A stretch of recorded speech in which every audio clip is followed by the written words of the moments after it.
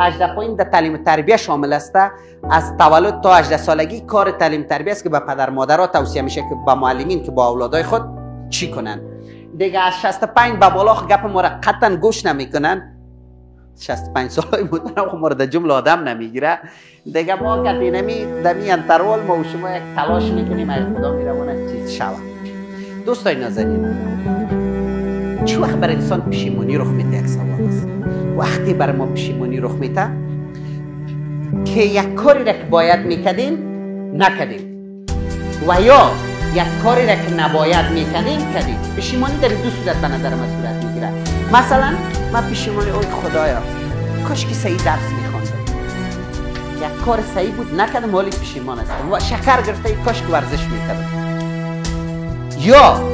یا حالی معتاد هستم ای کاش همون سیگارت شروع نمیکردم، یک کار غلط. بنابراین در دو حالت پشیمانی برای انسان رخ میده که یا اشتباهاتی است که در گذشته انجام داده یا کار مفید مهم انجام نداده.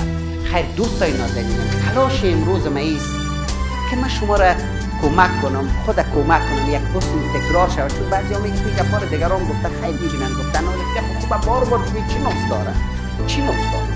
ما هم یک دفعه میگم پیش از ما بزرگوارا بسیار خوب گفته، یک دفعه ما میره بر یادآوری میکنم، به خودم یادآوری میکنم که بیاییم یکی کار غلط انجام ندیم، از امروز به بعد پشیمان نشیم 10 سال بعد یا در دوره پیری و یکی کارهای مهم یادآوری کنیم که اینیا قابل انجام است. بچه ورزش کردن قابل انجام است، از دست ندیم. مطالعه کردن قابل انجام است، از دست ندیم. سمینار شنیدن، بحث و گفتگو کردن، با وطن خدمت کردن، با مردم مهربانی کردن، اینا را انجام.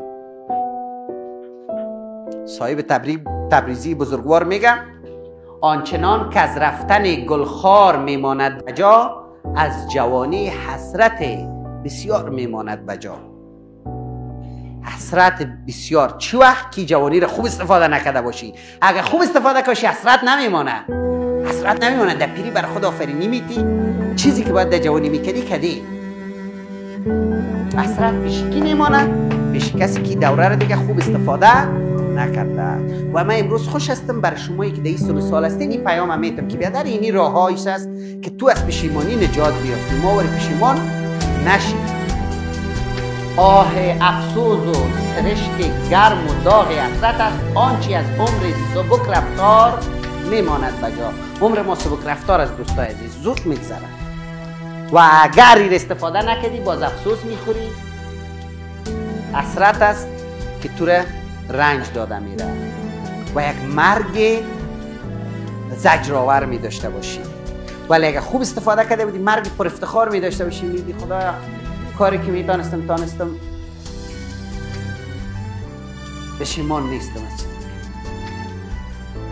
در صورتی که صفات جوان سالمه در وجود خود ظاهر کنیم، همین چیزایی که میگیم اینا را عملی کنیم، ما و شما دیگه هیچ احساس پشیمانی نمی داشته باشیم.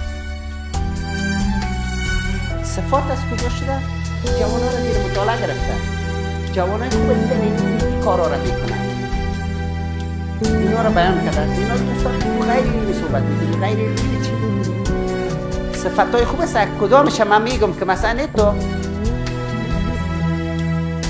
یکیش مثلا من دمی هر اصل که شروع میکنم که مثل امروزم که شروع کنم همین گپا میگم، اولین اصل میمونم میگم توکل به خداوند متعال. یک تاش نوشته کرده این کجا فلسفی وجودی توکل میفهمه، تو را چی به این گپا، در افغانستانت کسی گپا را نمیفهمه، تو باز آمدی خطی قواریتی را میفهمی. بیادر هیچ فکر کنم همین فلسفی وجودی توکل نمیفهمم، ولی همین را میفهمم که بیادر توکل داشته باشید، قلبتون آرام می باشه. فلسفی وجودیش چی میکنی؟ من توکل کردم آرام هستم، تو هم توکل که آرام می باشی.